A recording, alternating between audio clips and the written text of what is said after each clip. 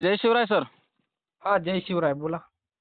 तर म्हटलं पी-एम किसानचा हप्ता कधी येणार या संदर्भात शेतकऱ्यांना पुढील 3 ते 4 मिनिटाच्या माध्यमातून आढावा द्या बरं. तर नक्कीच पीएम किसान योजनेच्या 18व्या हप्त्याची तारीख केंद्र सरकारच्या माध्यमातून जाहीर करण्यात आलेली आहे. हां, तर जवळपास राज्यातील 90,50,000 शेतकरी पीएम किसानच्या 18व्या हप्त्यासाठी पात्र करण्यात आलेले आहेत.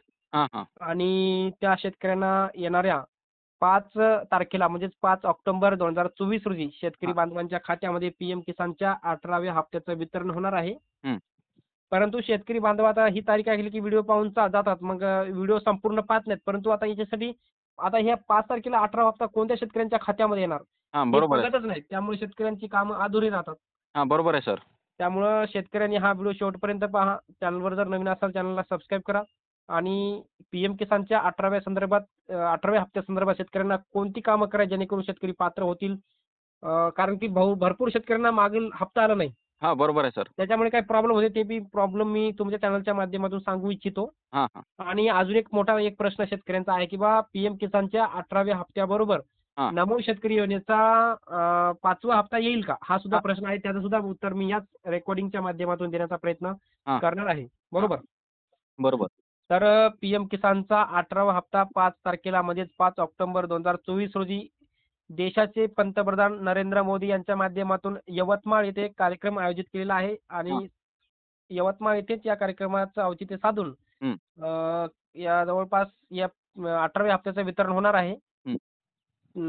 असं तर सध्या माहिती आली की यवतमाळ येथे कार्यक्रम आहे. परंतु जागा पण बदलू शकते. ते हो, ते कन्फर्म सांगू शकत नाही. पण 5 तारीख कन्फर्म आहे. हां, बरोबर आहे. आणि आता पीएम किसानचा 18वा हे येण्याकरिता 3 गोष्टी महत्त्वाच्या असतात. हां, हां. 3 गोष्टी शेतकऱ्यांच्या स्टेटसमध्ये यस असणं अत्यंत महत्त्वाचं आहे. तर सर ते 3 गोष्टी कोणत्या आहे? 3 गोष्टी म्हणजे त्यांचं लँड रेकॉर्ड यस असणे अत्यंत महत्त्वाचं आहे. दुसरं हां, म्हणजे आधार सीडिंग म्हणजे आधारला बँक खातं लिंक असणे अत्यंत महत्त्वाचं आहे. ते यस असणं अत्यंत महत्त्वाचं आहे.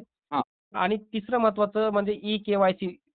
पीएम हां, किसानची ई-के-वाय-सी जर केलेली असेल तर यस येईल, केलेली नसेल तर नो येईल. हां, बरोबर आहे सर. आता एखाद्या शेतकऱ्याच्या तिन्ही गोष्टी जर यस असतील तर शेतकऱ्याला कोणत्याच लफड्यात पडायचं नाही, कोणत्याच फंद्यात पडायचं नाही. हां, डायरेक्टली पीएम किसानच्या 18व्या हप्त्याची वाट बघावी. हं. परंतु एखाद्या शेतकऱ्याचा जर लँडचा प्रॉब्लेम नो असेल, तर हां, त्यांना काय करावं? एखाद्या शेतकऱ्याचा जर लँडचा प्रॉब्लेम नो असेल, हां, हां, बरोबर आहे. तर त्याच्यासाठी महत्त्वाची सूचना की बुवा त्या शेतकऱ्यांना जवळच्या तहसील कार्यालय, तलाठी कार्यालय किंवा तुमचं जे काही आपलं तालुका कृषी अधिकारी कार्यालय आहे, त्या हां, ठिकाणी भेट देऊन लँड रेकॉर्ड नो जे आहे तिचा प्रॉब्लेम यस करून घ्यायचा आहे. हां, हां. लँड रेकॉर्डमध्ये जमीन नावावर आहे किंवा नाही, म्हणजे जमीन नाव असेल तरच पीएम किसानचे पैसे येतील, असा तो उद्देश आहे योजनेचा. हां, हां, बरोबर आहे. तर काही शेतकऱ्यांचा जमीन नावावर असून सुद्धा लँड रेकॉर्डमध्ये नो दाखवत आहे. हां, त्याच्यामुळे त्या शेतकऱ्याला जमिनीची असल्याचा पुरावा, जमीन असल्याचा पुरावा म्हणजे 7/12 होल्डिंग द्यायचा आहे. हां, हां. आणि ते मग तुमचं दुरुस्त होईल तरच तुम्हाला पैसे येतील. आणि आधार सीडिंग म्हणजे आता सगळे जे काही शासनाचे जे काही पैसे आहेत, मग पीक विम्याचे असेल, नुकसान भरपाई कोणताही असू द्या, हां, तर हां. ते डीबीटीने येणार आहेत. हां, बरोबर आहे सर. सरकारचं कोणतंही पेमेंट मग लाडकी बहीण असू द्या, कोणते असू द्या, डीबीटीनं पैसे येण्याकरिता हां, आधार लिंक खातं पाहिजे. आधारवरून पेमेंट होणार आहे. हां, त्यामुळे शेतकऱ्याच्या आधारला बँक खातं लिंक असणे अत्यंत महत्त्वाचं आहे. हां, बरोबर आहे सर. आणि पीएम किसानची केवायसी तर भरपूर शेतकऱ्यांनी केलेली आहे. त्याच्यात काही प्रॉब्लेम नाही. परंतु काही शेतकऱ्यांची बाकी आहे. काही शेतकऱ्यांना बाबा माहीत नसते. त्यामुळे ती रखडलेली आहे. हां, हां. मग काही शेतकऱ्यांची जर पीएम किसानची जर केवायसी केली नसेल तर लवकरात लवकर करून घ्यायला सांगा शेतकऱ्यांना. आणि सर माझा दुसरा प्रश्न होता, की नमो शेतकरी व पी-एम किसानचा हप्ता एकत्रच येणार का वेगवेगळा येणार? याच्यावरती अजूनही प्रश्नचिन्ह निर्माण झालेलं आहे. येऊ शकतो कारण की अजूनही शासनाच्या माध्यमातून अजून काही निर्णय घेतला नाही. परंतु येणारी विधानसभेची निवडणुकीची आचारसंहिता पाहता हां, 5वा हप्ता पीएम किसानच्या 18व्या हप्त्याबरोबर नमो शेतकरीचा दिला जाऊ शकतो. असं जर झालं, हां, हां.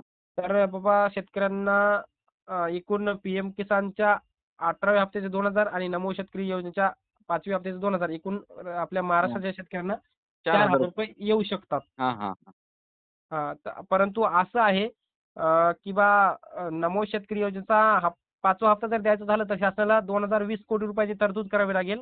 हां, पुरवणी मागणीद्वारे निधीची तरतूद मंत्रिमंडळ बैठकीच्या माध्यमातून निधीची तरतूद करावी लागेल. हां, हां. आणि तो निधी जिल्हा मध्यवर्ती बँकेमध्ये ट्रान्सफर करावा लागेल, जे काही या नमो शेतकरी योजनेचा अकाउंट आहे. हां, बरोबर आहे सर.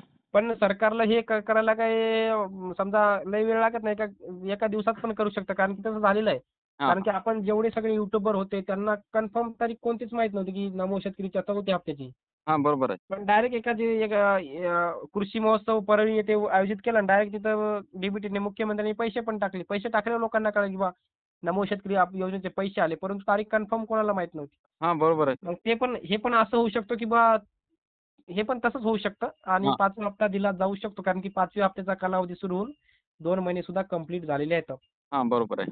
तर अशा सर प्रकारे. हं. तुम्ही आमच्या चॅनलच्या माध्यमातून शेतकऱ्यापर्यंत चांगली माहिती पोहोचवली आहे.